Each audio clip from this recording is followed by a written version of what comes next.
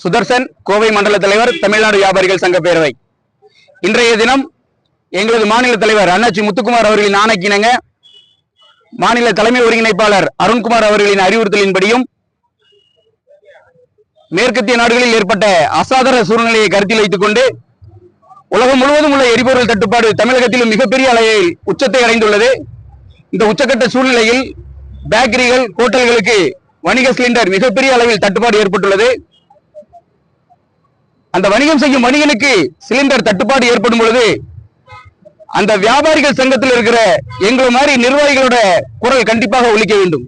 அதைத்தான் இன்னைக்கு நாங்க செய்யறதுக்கு வந்திருக்கிறோம். வணிகர்களின் குரல் எங்கெல்லாம் ஒடுக்கப்படுகிறதோ அங்கெல்லாம் தமிழ்நாடு வியாபாரிகள் சங்க பேரவையின் குரல் ஓங்கி ஒலிக்கும். அது எந்த மாற்று கருத்தும் இல்லை. நாங்க என்ன சொல்றோம், வீடுகளுக்கு சிலிண்டர் வேணும், மருத்துவத்துக்கு சிலிண்டர் வேணும், எல்லாமே கரெக்ட் தான். அதே மாதிரி வணிகனுக்கும் சிலிண்டர் கொடுங்க. 10 சிலிண்டர் கொடுக்க வேண்டாம், ஒரு சிலிண்டர் 2 சிலிண்டராவது நீங்க ஒரு சிஸ்டத்தை ரெடி பண்ணி கடைகளுக்கு கொடுங்க. இதை நீங்க பதிக்க வைக்க வைக்க என்ன ஆகுதுன்னு சொன்னா, ஒரு சாதாரண சிலிண்டரோட விலை 5000 ரூபாய். 5000 ரூபாய்க்கு சிலிண்டர் வாங்கி நாங்க தோசை 20 ரூபாய்க்கும், டீ 10 ரூபாய்க்கும், 15 ரூபாய்க்கும் இன்னைக்கு கொடுக்கறது நடைமுறை சாத்தியமே கிடையாது.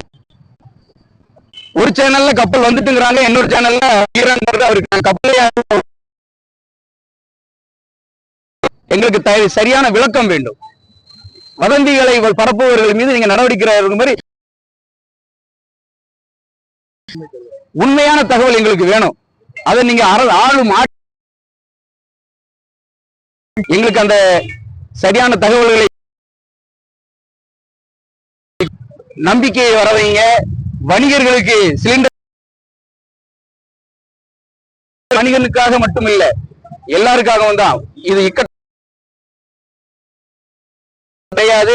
எங்களது தமிழ்நாடு வியாபாரிகள் சங்க பேரவையின் கொள்கையை யார் செய்தாலும் வரவேற்போம். வணிகனுக்கு எதிராக எது நடந்தாலும் முதல் ஆளாக குரல் கொடுப்போம். இதுதான் எங்களது தமிழ்நாடு வியாபாரிகள் சங்க பேரவை. வாழ்க சுதேசி வணிகம், வளர்க சுதேசி வணிகம்.